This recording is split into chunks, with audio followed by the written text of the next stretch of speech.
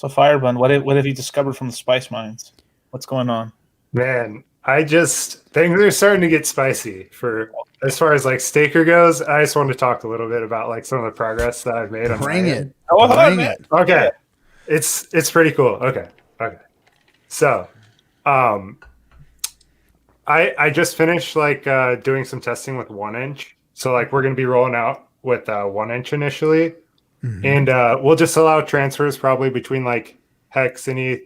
So I think we'll support 3 currencies: hex, USDC, and ETH when we launch. And the other thing that I've gotten worked out, and it's pretty cool, is the gasless transactions. So I was able to calculate how much a transaction would cost in ETH, get the Uniswap price, and then determine how much it would cost in hex. And you can pay for it with hex in addition to whatever transaction you're doing. Nice. So it's going to be cool. You'll optionally be able to pay with like USDC or with ETH if you don't want to pay with hex out of your transaction. And I think another thing we'll be able to do is when you end a stake, you'll be able to pay out of that too. Pay out of the stake itself. Yeah, I think we'd be able to do something like that because like the way we can do batch transactions is they happen sequentially. So if you do an end stake before a transfer, then the token should be available for that next transaction.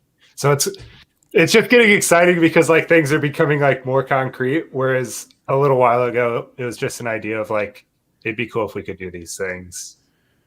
So what are you saying is if you're actually going to commit to ending a stake, there's no prepayment? It's going to take a payment out of that? Yeah, because your wallet's going to be full at that point once you end the stake. But but before you had to do Ethereum, and a failed transaction still cost you money. Yeah. So the way that we have it set up, we're able to pay for the transaction costs with Ethereum for the user, which is why we provide a quote for how much it's going to cost you. And then as long as we know that your transaction will pay that back by the time it's done. It's a flash. It's a flash loan. Yeah. Kind of, yeah. That's really cool. I mean, yeah, I don't think there's nobody else that's doing that, is there? There's no other crypto doing that, is there? I mean, we're doing a few things that are kind of cutting edge. I think there's like one other person that's doing it. I don't know if you guys have heard of like Argent Wallet. I think they do a lot of gasless transactions. So I mean, we're kind of like near the edge of what's possible on a few different points. And it's kind of the cool thing is it's like the convergence of these things wasn't available previously.